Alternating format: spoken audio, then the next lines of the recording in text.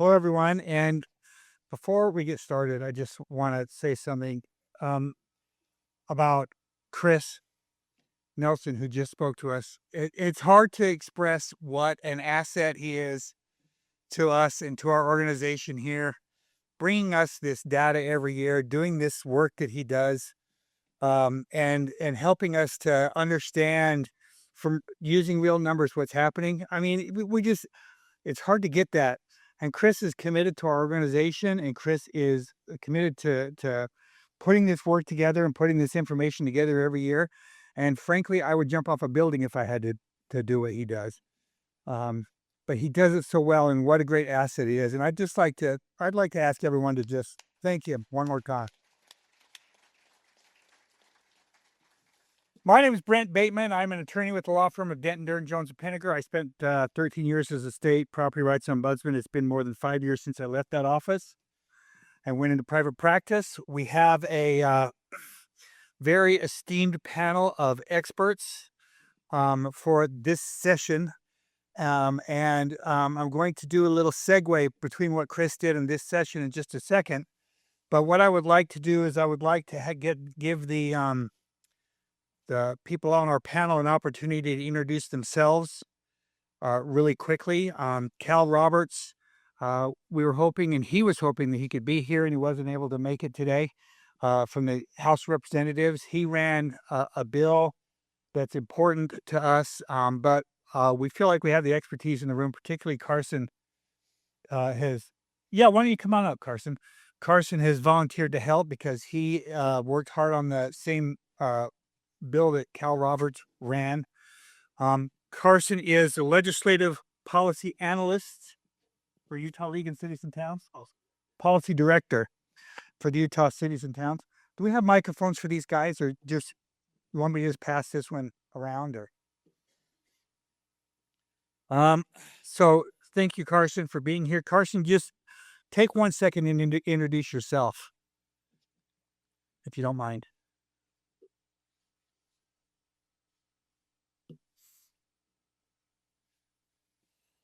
Does that work? Oh, yeah. Yeah, thanks, Brent, for inviting me. It's an honor to pinch hit for Representative Roberts.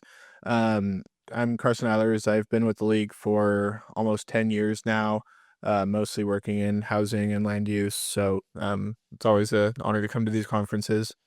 The league represents 257 municipalities. I work on the advocacy side, and then we enter more of the training side this year, trying to help all of our members understand all the new changes. And like Dr. Nelson said, I think Utah's done a lot in the housing space, and every couple of years it's been a real partnership effort to try to modernize land use codes, help local governments respond to the housing challenges, recognizing that local governments are only part of the equation, and we need to work with our private sector partners to try to get it across the finish line. And then there's also market challenges that we really can't do much about. But I think this year was a big step in trying to address some of those market challenges through infrastructure funding. So we'll talk about that in a moment. Thanks, Carson. Benj Becker is here. Benj Becker is from Piper Sandler. And for those of you who need help with infrastructure, financing, PIDs, and stuff like that, you need to hire this guy. He is the top guy in the state as far as I'm concerned. I'm sure some of you are here who also are in that field who would take issue with that, but not me. Benj, would you introduce yourself? Sure. I appreciate that. Yep. Benj Becker, Piper Sandler, and exactly what was said there. We help fund public infrastructure districts, infrastructure financing districts, really an attempt to fund the early stage public improvements for developments across Utah. Thanks, Benj. And I don't know if I need to introduce Steve Waldrip. He's a former legislator who has very quickly gone from being an excellent, one of the best legislators up there to one of our statewide treasures. And I say that with all seriousness because he has taken his new role as state housing director, and I probably didn't say that title right, especially since it's recently changed. And he has worked tirelessly for housing and housing policy and to increase housing in the state in a way that it's just blown me away as long as I've been watching. Steve, will you introduce yourself, please? I've never been called a treasure before, except when it's followed by maybe we should bury him. I'm Steve Waldrop. I'm the governor's advisor for housing policy. And as Brent mentioned, we'll be heading up the office of new division of housing that we have consolidated housing activities, and we'll be running that structure as well. Keeping my old job, just adding one more. Yeah. Wasn't busy. That's what you get for doing a good job. Thanks, Steve. So again, what I want to do really quickly is I want to segue from what Chris said into what we're going to talk about today. And I'm going to try to take what Chris said and translate it into the real world, into what we do and how I view it, albeit in much less accurately and professionally. But it's going to sort of kind of try to introduce where we are and what this session is going to try to accomplish. This is something that I call Citizens Hate That.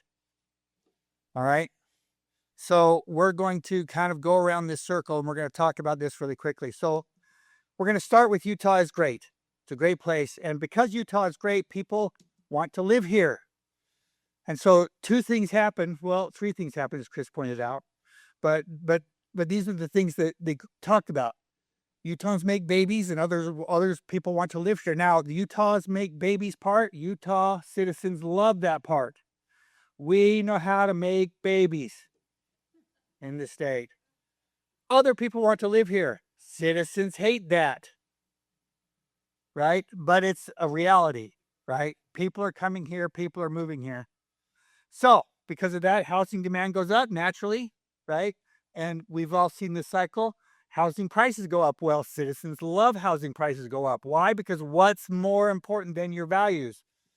Except for your home values, except for it creates an affordability crisis because how pricing keeps going up.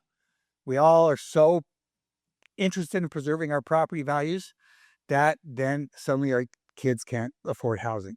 We've been down this road. We've been trying to solve this problem for quite some time. But we're entering an affordability crisis. Citizens hate that affordability crisis. Why? Because they want their kids to live somewhere, but not near me. Because that would hurt my affordability, my housing price. Okay. So the solution, the obvious solution, there's been a lot that have been tried, but the obvious solution is increased supply. Right? That's just base economics, which means density, which citizens hate that. Citizens hate that, right? Well, we got a paradox going. So what ends up happening is this. This is what I call the black hole. Government tries to force it, right? Sometimes the state steps in and passes laws.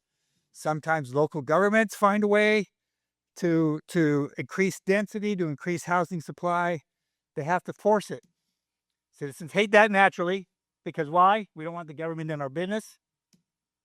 So they pass a referenda, which they love doing referenda. But then prices don't immediately drop, right? And I can't tell you how many times I've heard this, especially from local governments. If I do this, it's not going to change prices. Prices are not going to go down, right? Well, they want prices to go down today. They want prices to go down tomorrow when increasing supply and all that kind of stuff is a process. But what happens, first thing that happens is local officials stop trying. And I can't tell you how many times in the last couple of years I've heard places who have been doing their best to increase housing supply say to me things like, I'm tired of being the only one. I'm tired of being the person who has sacrificed our citizens and our political capital and everything to try to get this housing in. I'm not going to try anymore. Which leads us into the black hole. We keep going around that cycle, right? And it just keeps happening, and that's the problem that we have. So we end up with a heap of solutions passed every year, and Chris did a great job of giving us that list of things that have happened every year, and some things occasionally work and some things don't, but that's where we are. Every year, new things come along, new options, new things. So occasionally we get an affordable project that sneaks through. Citizens hate that. But it happens occasionally, and we're all grateful for that, and we're all grateful that our kids have somewhere to go. But then we decide, once we get an affordable housing to sneak through, we decide, oh yeah, these folks need stuff. These folks need pipes, they need power, they need plumbing, they need pavement, they need police, they need pajones, they need infrastructure. And that's colored differently because that's the topic for today, is this part of the equation, okay? The reason why is because children will die if you do all those things, right? If you increase traffic in any street in the world, it's just going to be a massacre of all the neighborhood children. You've seen it. Citizens hate that. Obviously, the developer, traditionally and always has been the person who has to pay for the infrastructure. Okay, and I'm not saying that that's a wrong scheme. Okay, but my goodness, infrastructure is expensive. My goodness, is it a battle to get infrastructure done because children will die. It's a battle to try to increase anything. It's a battle to try to increase capacity, and the infrastructure that we have is aging so badly, and we need to be able to replace it, and we need to be able to upgrade it, right? The developer has to pay for it. Citizens love that, but it's expensive, which means the death of affordability. And there we are. And that brings us to the lightning strike.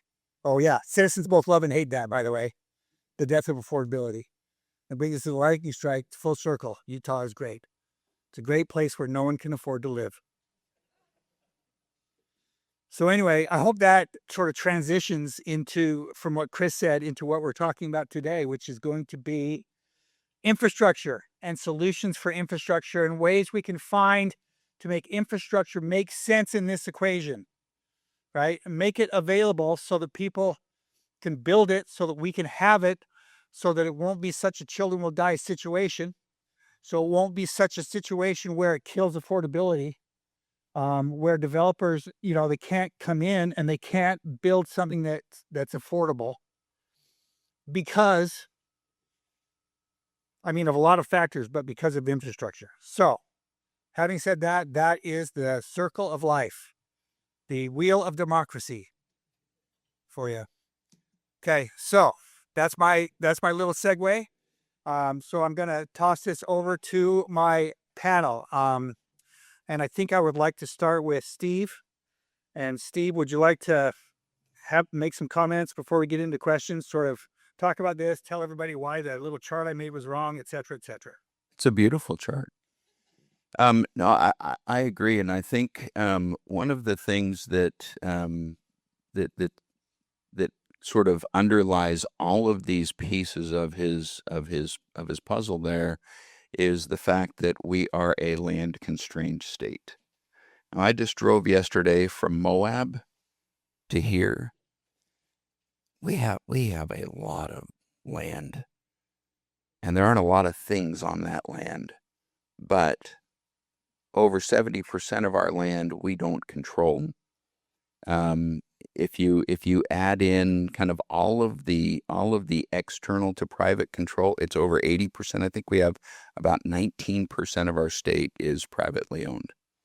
So underlying all of these things are the fact that what we used to be able to do, which is just kind of expand outward and go to where there's space, is no longer possible in most of our high growth areas.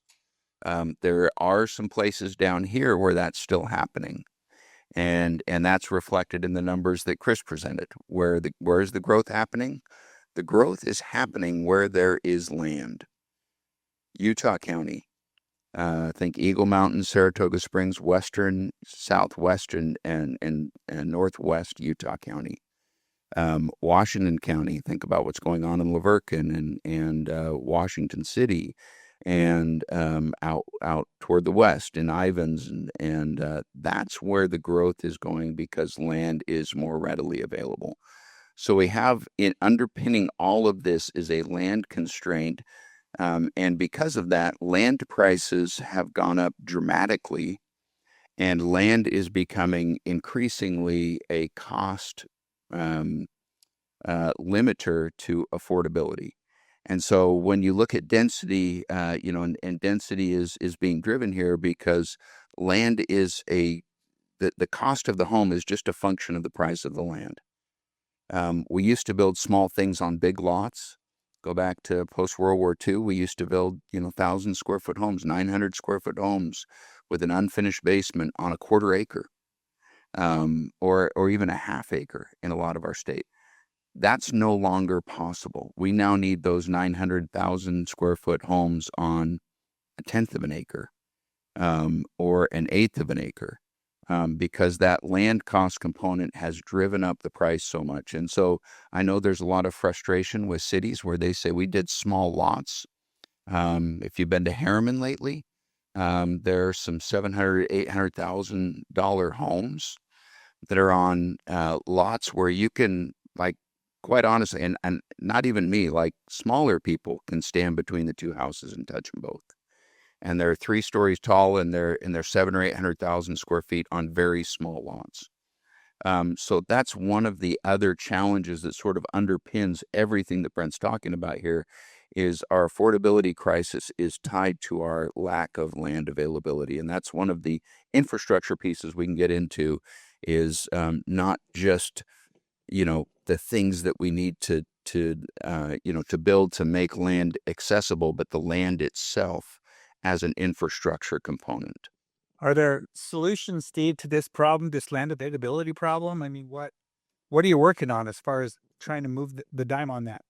Yeah, one of the things there's a limit to how much private land we have as a state.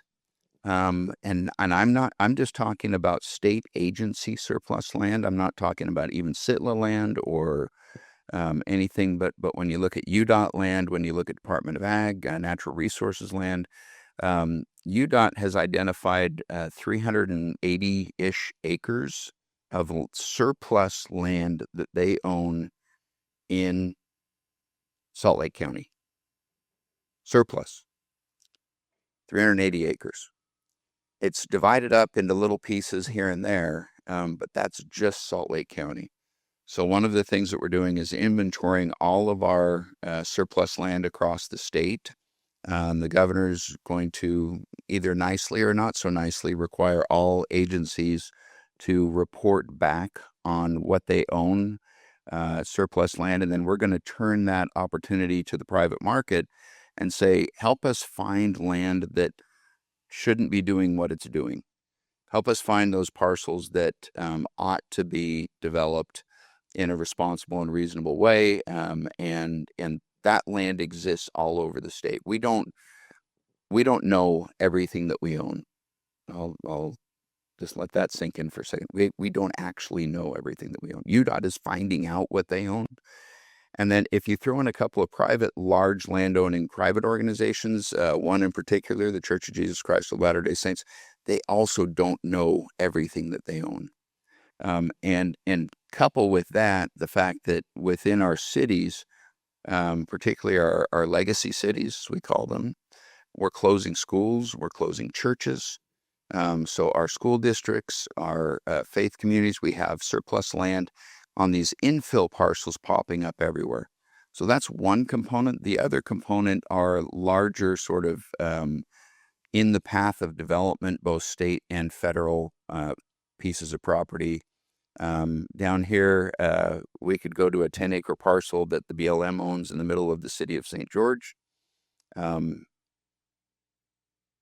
Why? Just because.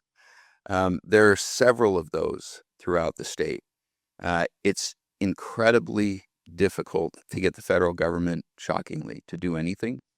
But that's one of the policy structures that we're looking at is, and sort of infamously over the last, about a year ago, there was a push by one of our senators federally to sell land from the federal government and have private developers buy it.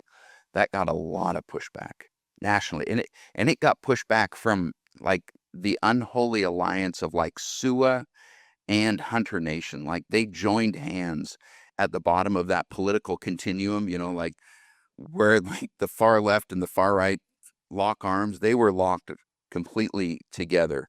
And so selling those large tracts of public land is really not going to be an option. But what we are working on is opportunities to trade those public lands. So public lands that are in the path of development, federally owned public land in the path of development, we have a lot of state land that we can actually trade at a 2-to-1 ratio or something like that. So we're opening up more recreation land as we take this land that's in the path of development and say it makes more sense to put houses in some of these places, and community in some of these places where you're not going to be, these aren't hunting spots, these aren't recreation spots. We have those spots that we can trade to the federal government and do that. And that's going to be the process that we're going to work on.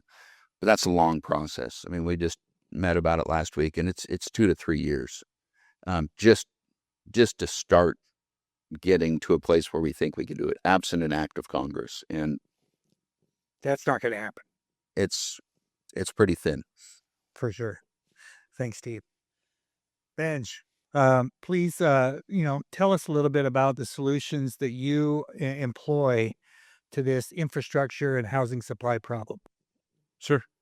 I appreciate the legislature obviously seeing this issue of supply and housing attainability in the state and some of the efforts they've made over the last several years to focus on new tools that are available to developers, to cities and counties in order to alleviate some of those constraints.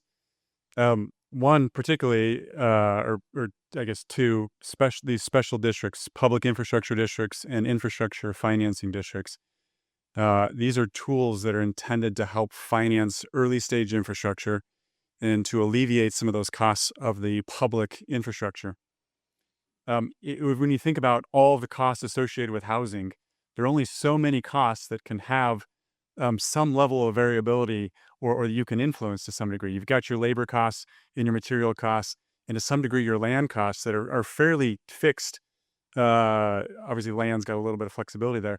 But financing that development is the one that really can be variable. If you are required to go out and get equity that is expensive to put in your horizontal infrastructure, that is a significant barrier to new development and to bringing supply into the market. If you're borrowing that money at pretty significant costs to put in your horizontal infrastructure or your offsites, your water tanks, whatever that might be, that oftentimes ends up prohibiting that development from advancing at the speed that we think might be necessary to keep up with the demand in Utah, and or it may reduce overall amenities that happen with the development because there just isn't the money up front to put in those amenities, or they don't come until phase 4 or phase 5. So public infrastructure district is intended to provide low cost, early stage financing of infrastructure. This is through tax exempt dollars.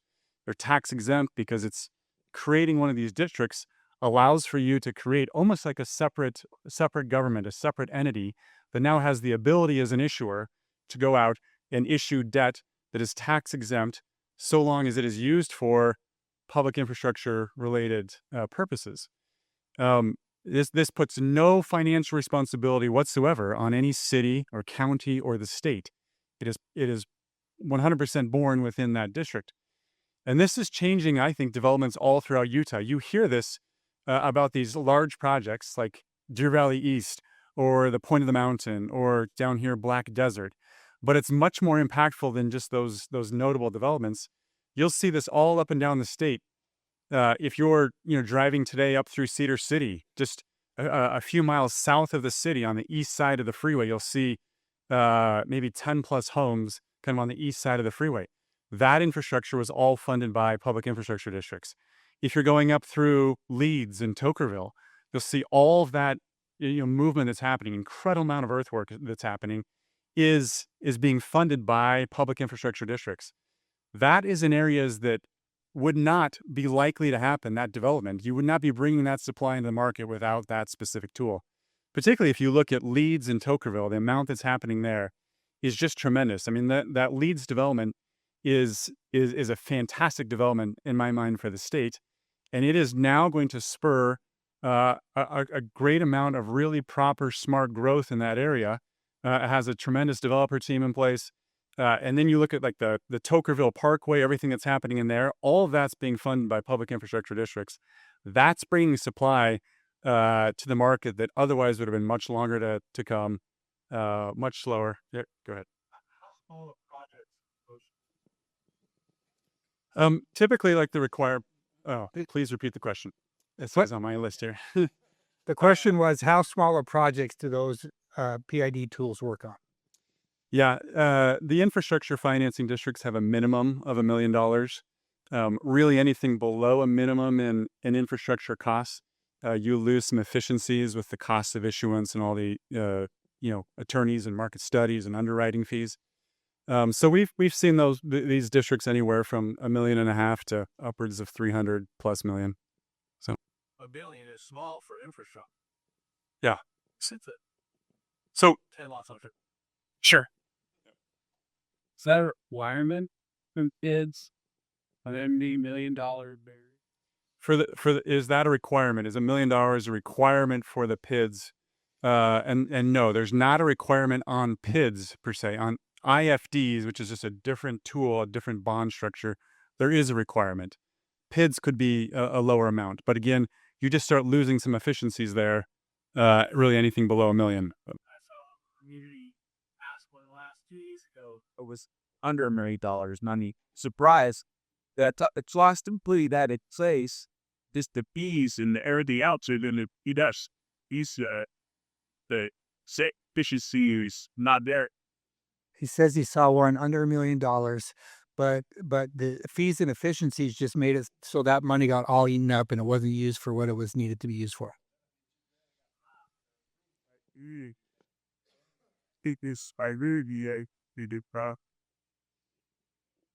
So if that happens to the smaller bits, and you wind up spending a lot on fees or on paper which that's not efficient, any of that come back on the municipal government that approved it for the developer, or really they don't have any input for so.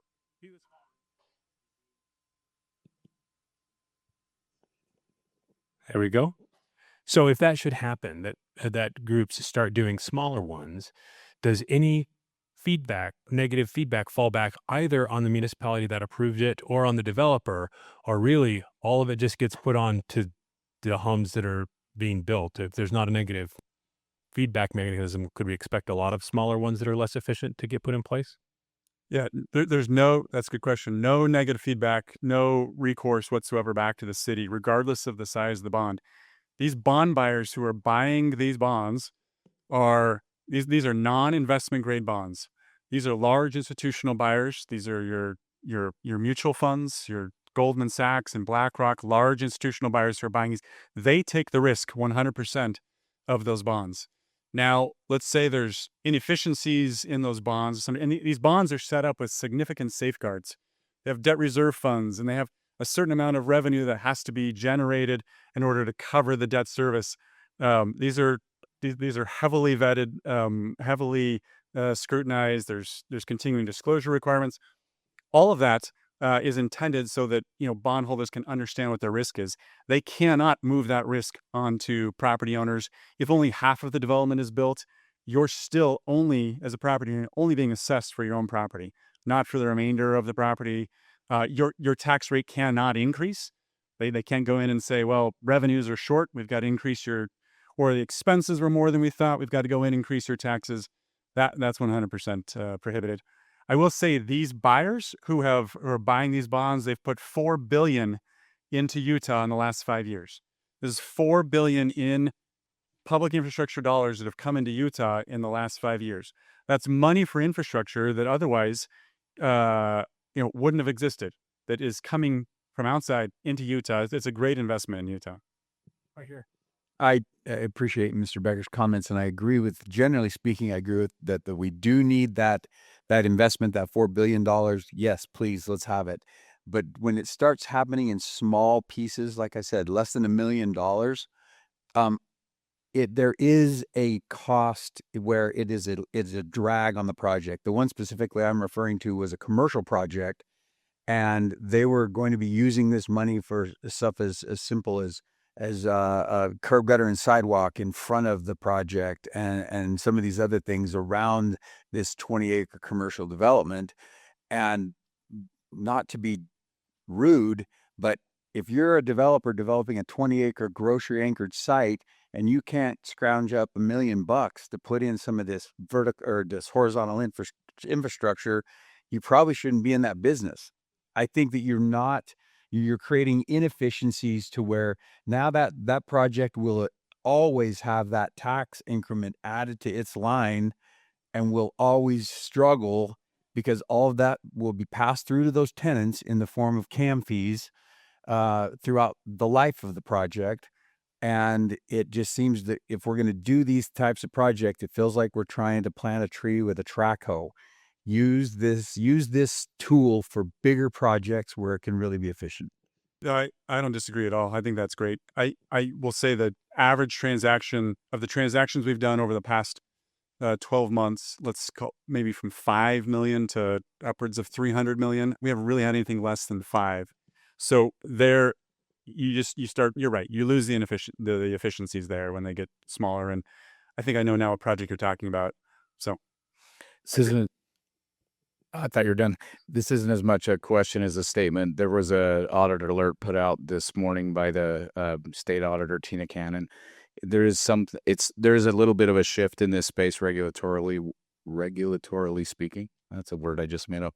But as far as PIDs, local governments, whoever creates the PID is going to have the PID shown as a component unit on their financial statements, and will have some responsibility for it. There was a PID that went bankrupt, and that's what caused this. So I think it's wise for entities that are considering a PID to realize that they are not completely isolated, completely blind to the project. And you said there's no accountability.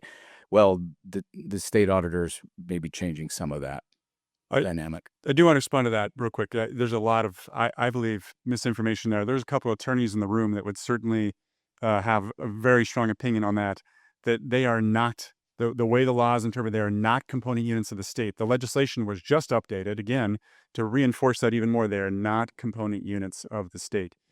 We are working closely with the auditor to help her understand that. I'm unaware as to why it appears that she would like for them to be component units.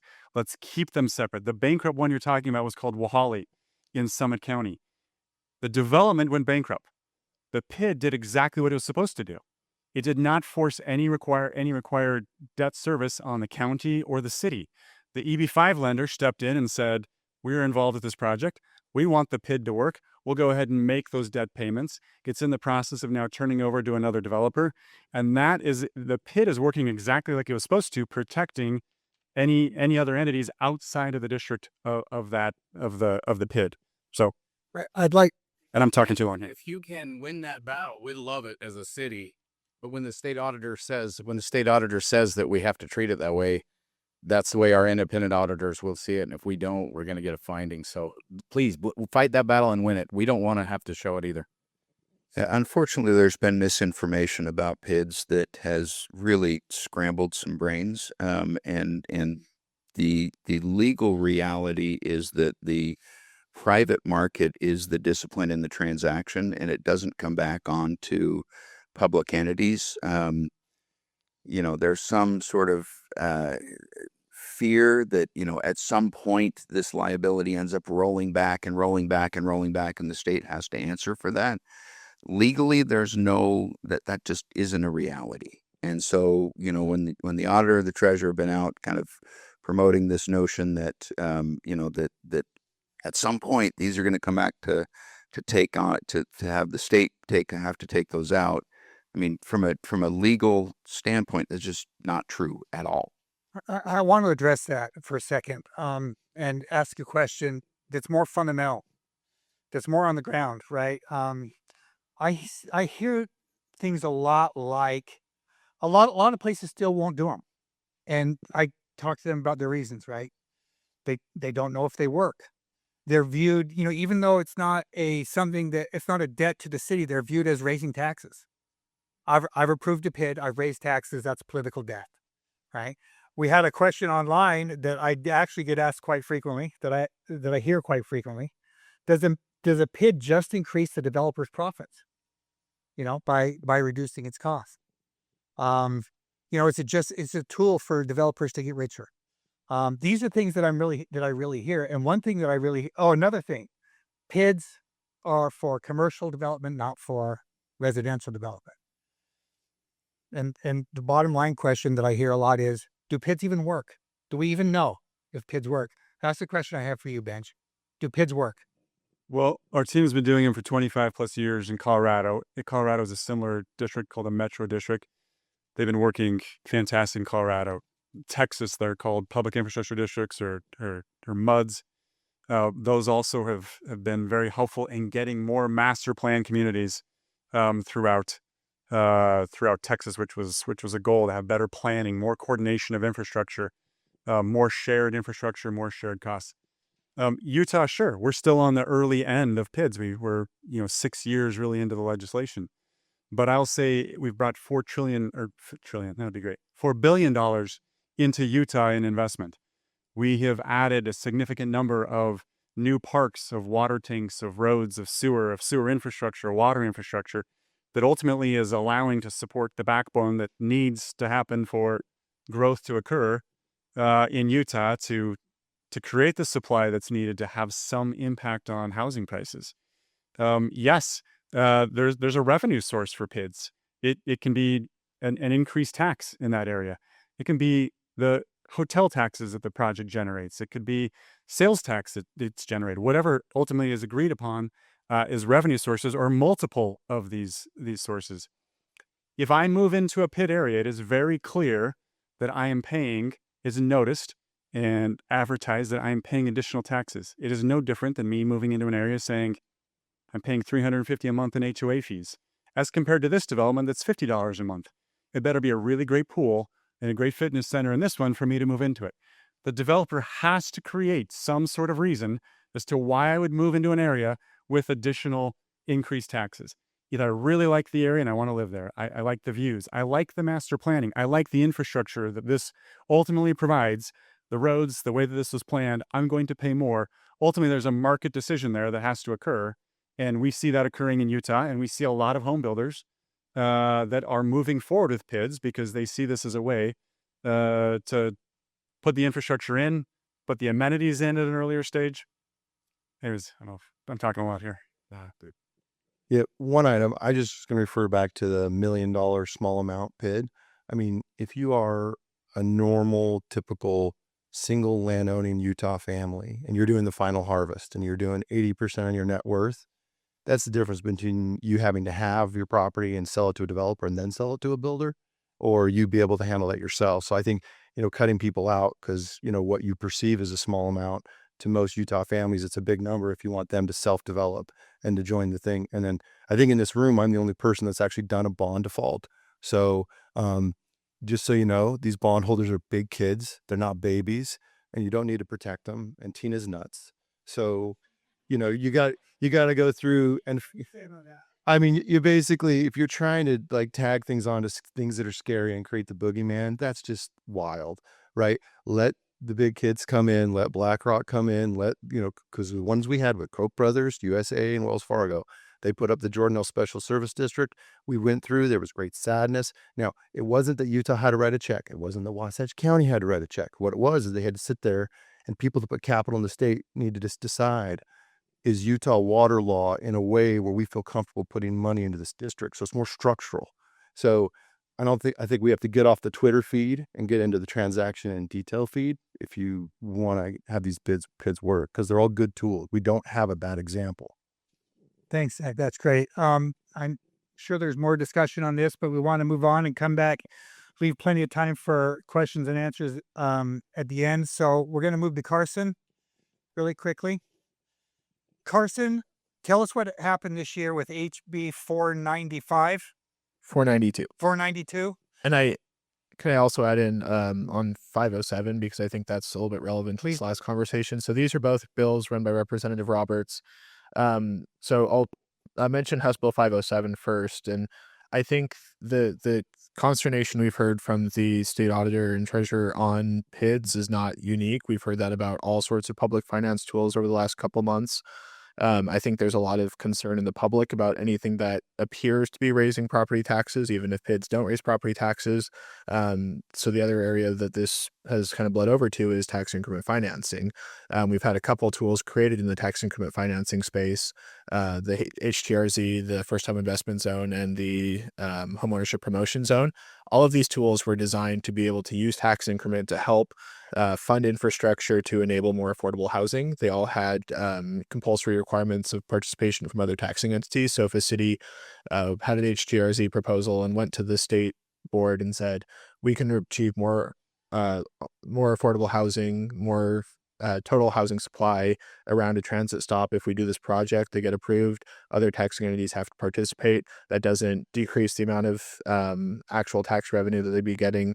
It only applies to tax increment. But we've heard a lot of concern about these tools over the last couple of years. There's only been a few of these HGRZs set up. They've amounted in about 26,000 housing units beyond those initially contemplated, and about 6,000 affordable housing units that wouldn't have been created otherwise. Regardless, there's been a lot of concern about all of these tools from the public and from some legislators. So one thing House Bill 507 did is tried to go through and say, let's try to roll all of these tools into one more unified tool that's a little bit less rich, as Representative Roberts would say. So it reduces the total amount of tax increment you could get and requires more justification for using that. That'll all happen in 2028. So there's a little bit more runway if you're currently in the process of applying for these tools. But I think that's an important policy change in trying to create something that has a little bit more flexibility for local governments, but also a little bit more robust requirements for demonstrating need. What was the bill number on that? That's House Bill 507. And that bill also had some provisions to try to address this issue, or the perceived issue of local governments having a direct relationship with PIDs. So there's a couple clarifying changes there to try to distinguish that relationship and say PIDs should not be a component entity because there is not a direct relationship with the local government. So that's the first I've heard of this new audit alert, and I'll take a look after that. Thanks for flagging that. Excellent.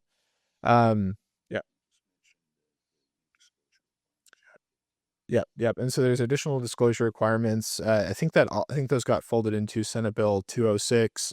Senate Bill 206 has a new reporting process, a new disclosure process first for any use of tax increment, and then additional reporting. It'll all be in one unified tool that has public-facing components, and I think that'll be a much better tool for telling the story of how tax increments being used, has better transparency. And Representative Ward, thanks for your involvement in that. But I think that overall will help demonstrate the value of how tax increments and PIDs are being used, and public financing vehicles are being used, not just for housing, but for economic development overall. The other bill I wanted to talk about, are there any questions on 507? We have the next session is going to be a quick overview of all the legislation. So, we can ponder on that as well as we move into the next session as well and continue this conversation. Awesome. So the other bill I wanted to mention really quick is House Bill 492. This bill, I think, is the culmination of years of work trying to demonstrate the need for public infrastructure to support new housing and new growth.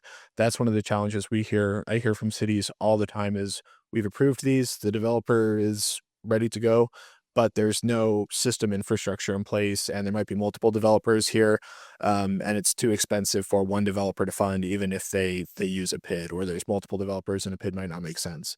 So what this bill does is creates the State Housing Infrastructure Partnership Board, or SHIP, and this will be a board that administers a fund. There's $100 million in revolving loan funds that are allocated, and another $100 million plus of grant funds. Those are specific to Salt Lake County, that second pool, but the revolving loan funds are statewide. And I think this is a really exciting tool, because what this is going to do is say, local governments, you want this system infrastructure, and that might be a water tank, that might be a lift station, that might be a stormwater system. It has to be more than just that individual project, so it has to be a bigger system facility. But if you want that, then you have to come and apply for this fund. But in that application, you have to demonstrate that you have a development partner who's willing to move forward with the project. You have to have somewhat of a timeline, and you have to have a development partner who's committed to that. And there's special preference given to single family detached owner occupied housing. So it doesn't have a lot of specifics in how that has to be achieved. There'll be some more administrative rule, I'm sure, over the next couple of months to implement that. But I think what this is really exciting. I think it's really exciting because what it's doing is it's saying local governments, you have this major problem, work with a developer, figure out the entitlements that are needed if it hasn't already been entitled, figure out the density that's needed, and then come and apply. And we have this money set aside to help fund that project. So $100 million will not go very far in the term of system infrastructure, but I think this is a really good first step in saying, let's work together. Let's incentivize cities and developers to work together and try to solve these big infrastructure problems that are holding up tons and tons of units that have been approved, but that just don't make sense right now in the current lending conditions or in the current infrastructure cost conditions. So, yeah, overall, I'd say there was a lot of skepticism about public financing tools. I think this year there were some more restrictions put in place. Even with PIDs, you have to have unless it's infeasible, you have to have a meeting in the physical location. That might be challenging because a lot of PIDs are in fields. So there's some infeasibility provisions there, but whether it's PIDs or tax increment financing, there's a lot more disclosure requirements, there's more transparency, but the tools were preserved despite some public concern about them.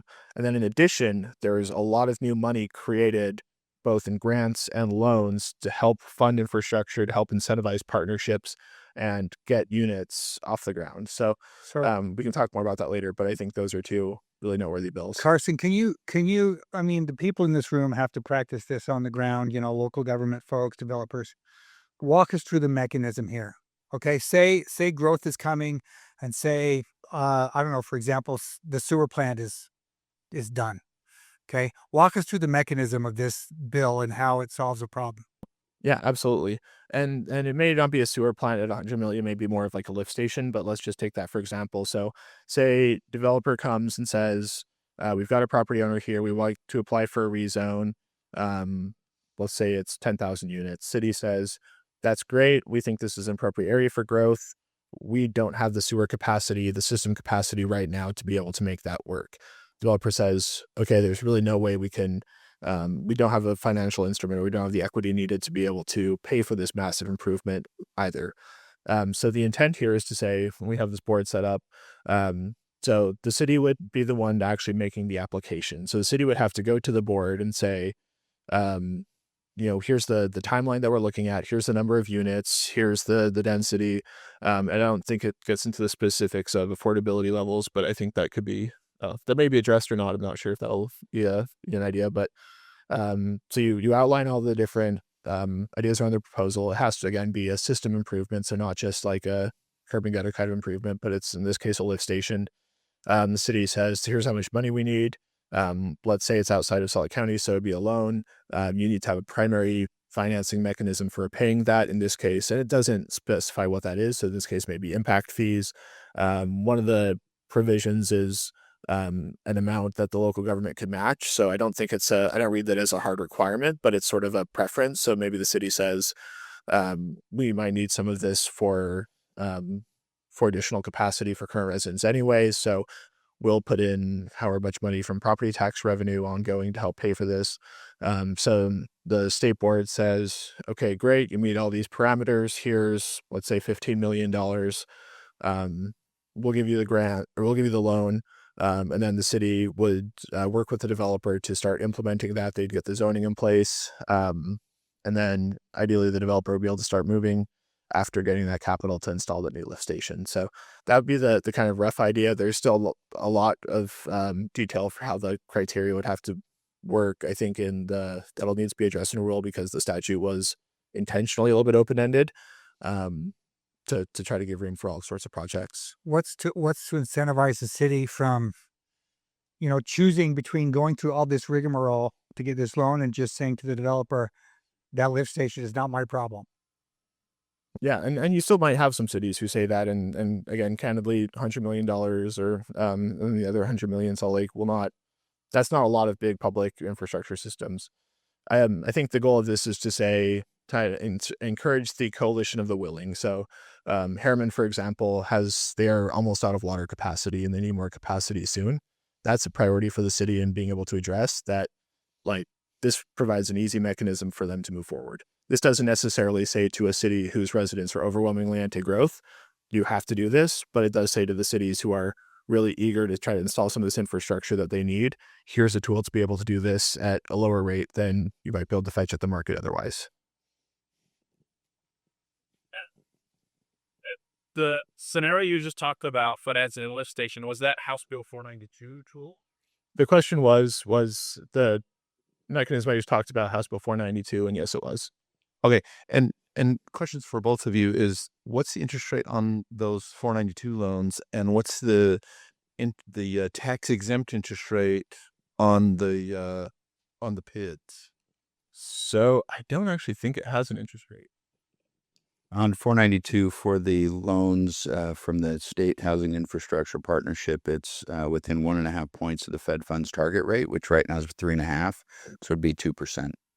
And the board has broad latitude on setting that rate. It's 1.5% less It than. could be within higher or lower, and so that's up to the board based on the application from the municipality. And the tax exempt ones? Yeah, we're not tax exempt's not going to beat that.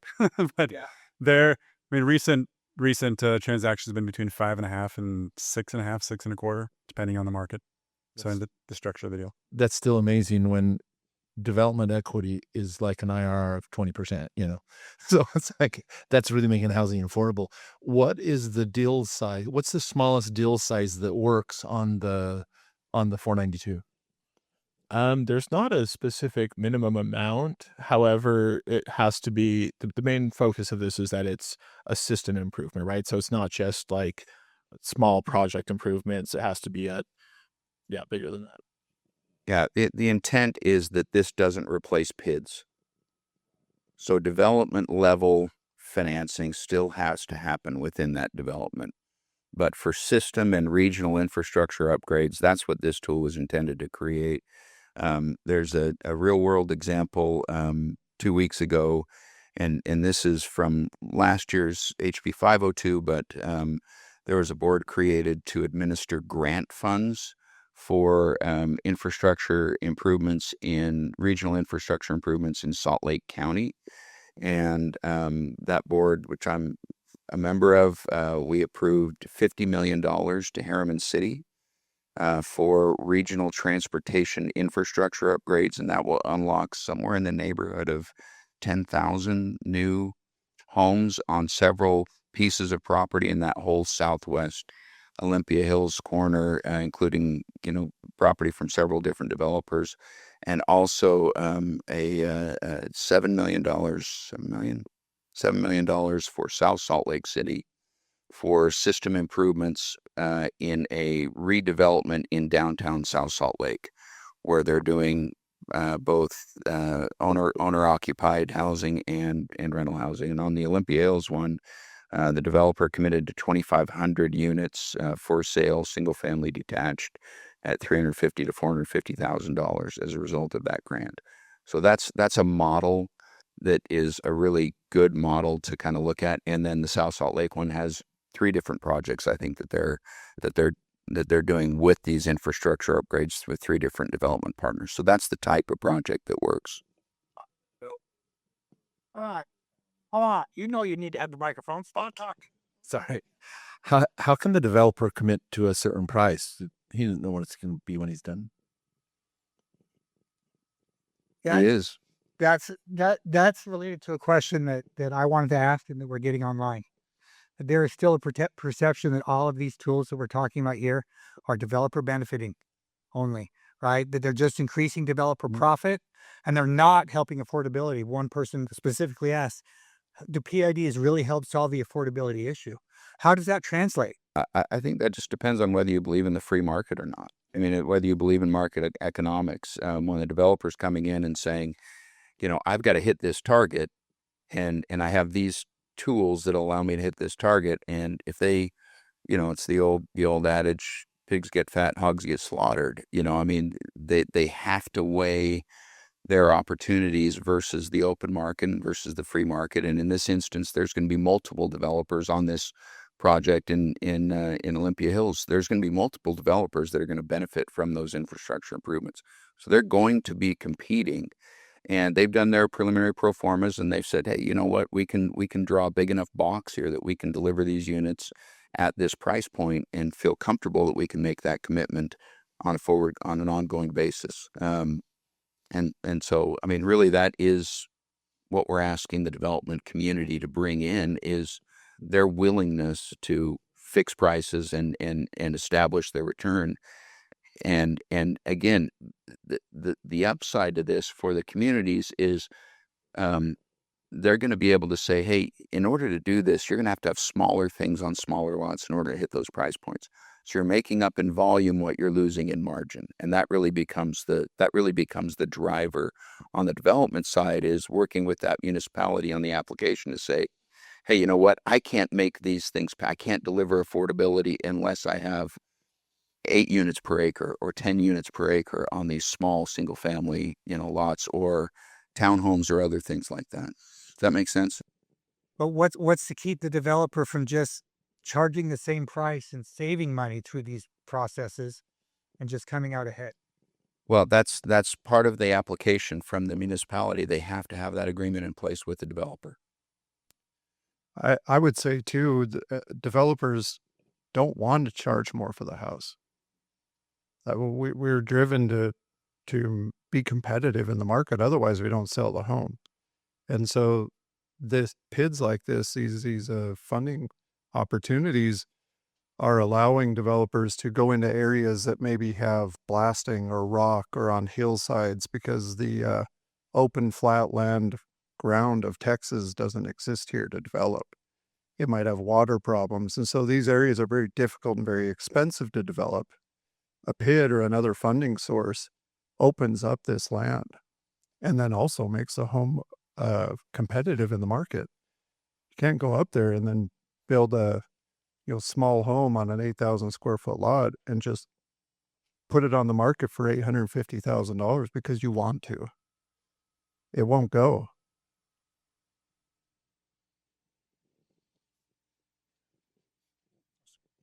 So is affordability the dollar price of the home, or is affordability my monthly payment? Because if affordability is my monthly payment, and I don't see what PIDs help at all, right? If I say, yeah, no, you're right, that home is no longer 500,000, it's now 400,000. But the way that I did that was by putting a new tax on the home that is $1,000 a month, and I've just moved it from the sticker price of the home into permanently, or essentially permanently, what has to be paid in a tax. Then how does that help affordability? Sure. I think the question needs to be, do PIDs make development more feasible? And are we seeing development occur because now the initial costs of that infrastructure were prohibitive, and now we're getting more supply on the market, we're getting better overall development, that is occurring because of PIDs.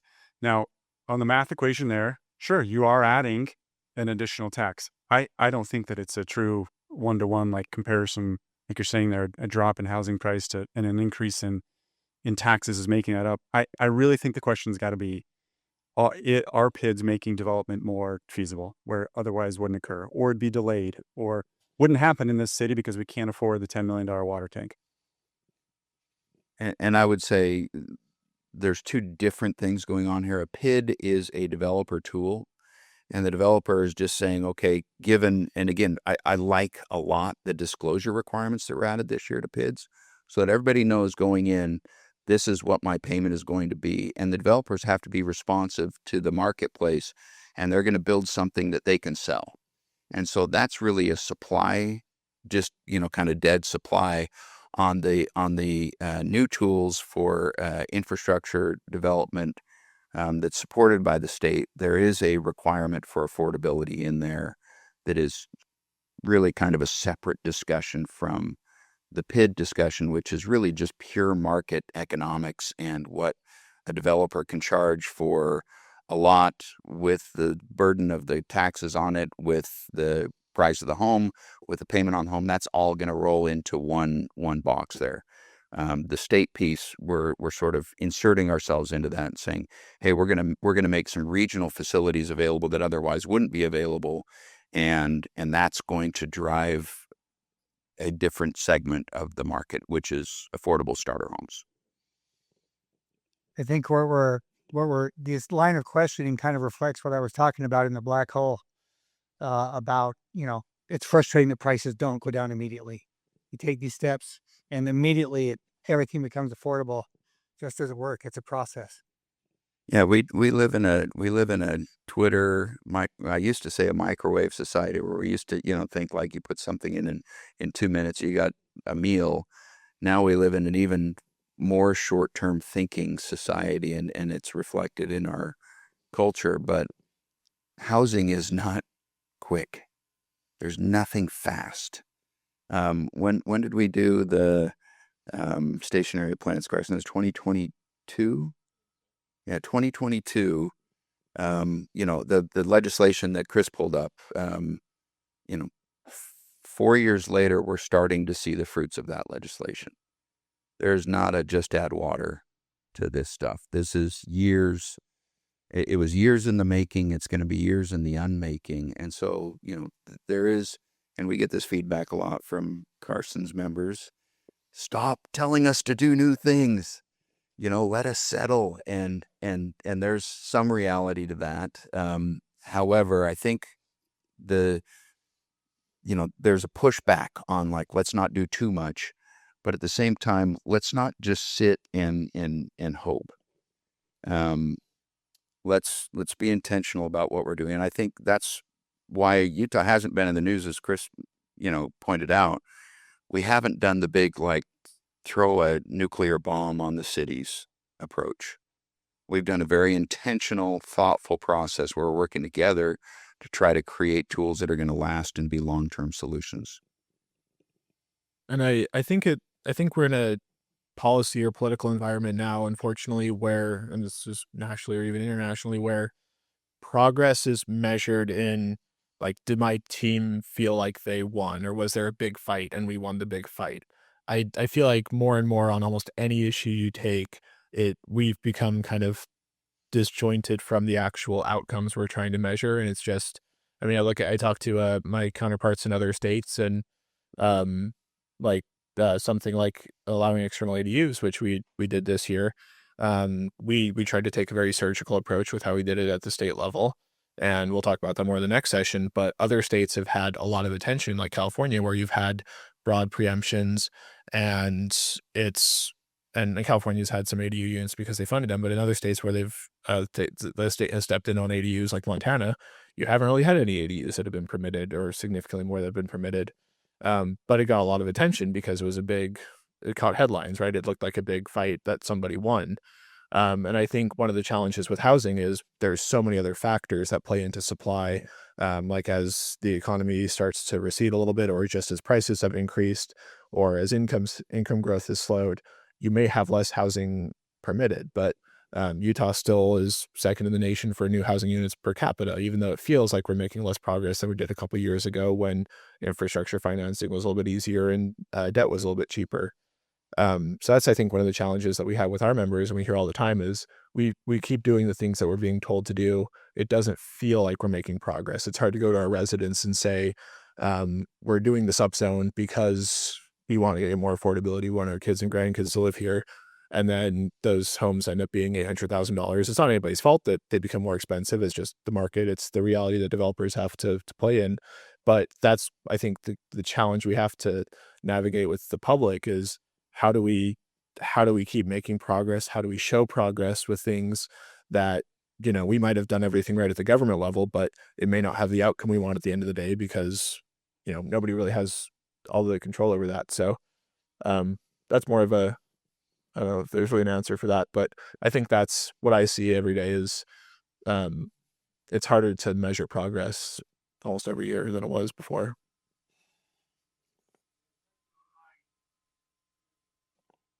Hello, we have a question online.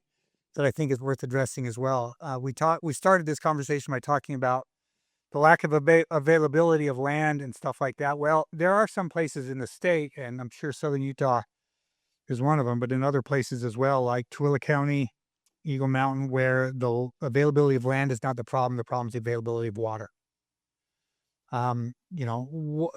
What tools or ideas or progress can we make on that to move that off the dime? Yeah, I mean, Type Yeah. question. that's another big constraint, and hopefully, again, I don't think House Bill 492, that infrastructure fund, is going to solve that problem entirely, but hopefully it creates a model that can start chipping away at it. We're one of the driest, most arid states in the country, and water is a real challenge. And I think we had a very dry winter. We're probably going into a hot, dry summer too, and that makes those policy issues even more difficult.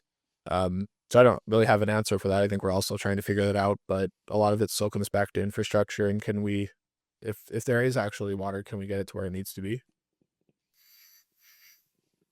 Yeah, I would say that there is water. It's just not always in the right place. I was on the southeast side of the state. There's water available to a county that can't get it right now, and they want to grow, but they don't have water. Tooele's largely in the same boat. There's some water in different places out there. It's just not in the right place. And so part of the challenge, and I think this is being dealt with in a lot, again, this is there's another conference on this whole topic. But creating opportunities for efficiency in our systems is really the key there. It's not necessarily to just say, stop, we don't have any water. It's to say, from a conservation standpoint and a use standpoint, what are the wisest policies we can implement to manage our limited resource, knowing that it's limited.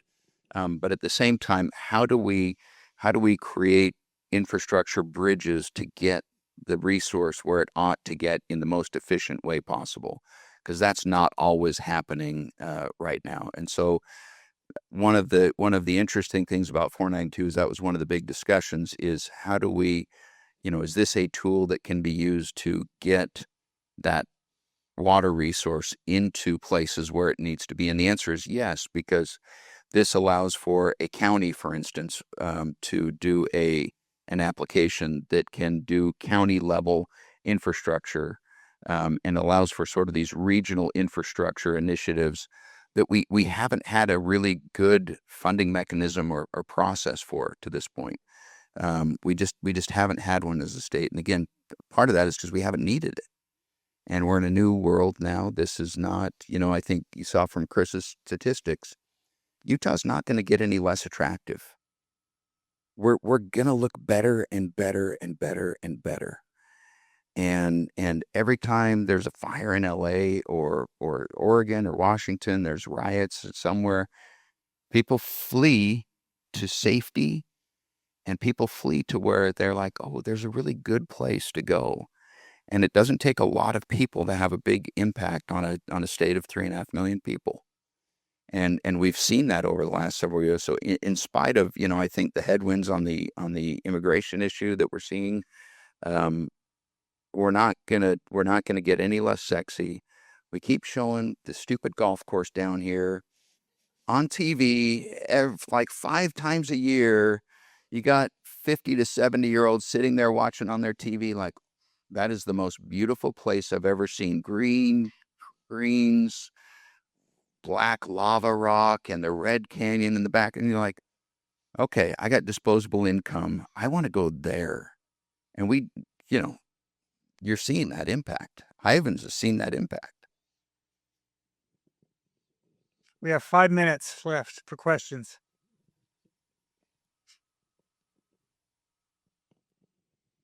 When you talk about water, I think you have to put the Great Salt Lake new authority in it. They are gathering up water rights just as fast as they can. That's in direct conflict of anybody else trying to do something.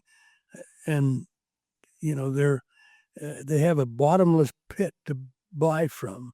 I think that's an item that has to be discussed. Thanks, Jim. I noticed you're wearing a golf vest. So why not, right? Yeah, and like I said earlier, you have all these different competing state level objectives, right? Like we need water to go to the Great Salt Lake, but we also need housing, and we sort of have a paradox, whether it's that or whether it's new transportation projects. Like all of our big ticket issues are sort of conflicting. If we don't have housing, then that creates its own problem. If there's no water in the lake, then we won't even really want that housing. So yeah, I think you have some. I think you've had a more intention from the legislature and the governor's office in recent years trying to figure out how to balance these, and I don't know that there's ever a perfect balance. I think they're just still trying to get the big tools in place to be able to figure out what that right threshold is, because there's no. I mean, in a perfect world, you'd have like some hard numbers to say, like, for every additional water right we give to the Salt Lake, here's how many new housing units we won't have. We won't ever really have that perfect number. So it's kind of just with the best information we can, trying to figure out where water needs to go, where new houses have to go, and yeah, balance that. I think absent a perfect king that can balance all of these interests and say, no, we're doing this and this and this, we probably have as good a system as any in our state to balance those competing interests, and we have to trust that process, because I think there's enough push behind the water and Save the Great Salt Lake to really make that a priority, and it's going to compete with our other water needs and interests. But we also have a great push and desire from both industry and from government to say, hey, we need to meet the needs of our citizens. So you're gonna have conflict there. You're gonna have discussion, but I think that creates the best solutions. I was just going to say, let's remember we're down here in southern Utah today, and I think we're taking the lead as in the state on our water. If that's the ordinance with the Conservancy District down here, Washington County Conservancy District, we've really taken the lead. These communities down here have had to comply. And by doing that, we're allowing for growth in the future with our water rights and the way we're handling them. And we also have the ultra efficient ordinance now too, if someone comes in for a larger or a master plan community. So that's key. One thing I wanted to ask you about Olympia Hills, and I'm familiar with that project. It was in Salt Lake County. Harriman decided to annex it in so they could control kind of their destiny there. What did you say about the PID and how it would apply to affordability? Now, we know that number is 350 to 450,000. I have 4 kids. 2 of them have houses. 2 of the younger ones in their 20s are like, what are we going to do, Dad? Okay. That's still a lot. So with the PID financing, is there a way to do it to where if you have a $800,000 or $900,000 house, you pay a certain amount? If you have a 5 or 6, you pay a certain amount, but create that affordability threshold. And I'm saying, why can't we do 350? But I know that range is to 450. Can that be a lesser amount? Because what we're hearing, affordability, starter housing, single family attached. So in Santa Clara City, we talked about Ivins. Our police is SCI, Santa Clara Ivins, they're combined. We've created an R14 zone. It's adopted. It's on the books. We have a developer looking at the first property that he owns, an infill project, to do an R14. We'll probably get 10 or 12 lots. That's something for the first project. I'll stop now. I could talk all day about this affordability thing because it really does feel like a mandate, and we are trying. We are trying to comply where we can. I'll be real quick. I know I'm between you and your break.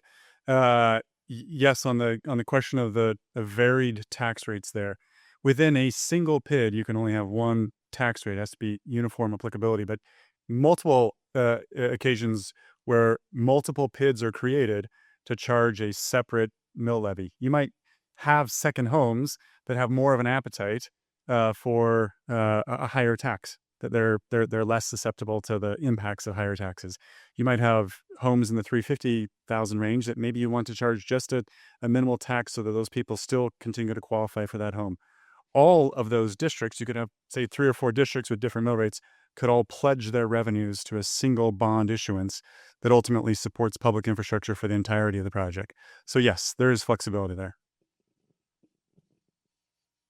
Okay, that's our time. You know, the questions that you still have, ask them in the next session. Ask them later. Make sure, though, to ask them in a way that we can all benefit from the questions and the answers. Thank you to our panel. Outstanding conversation. Thank you to all of you. Great job.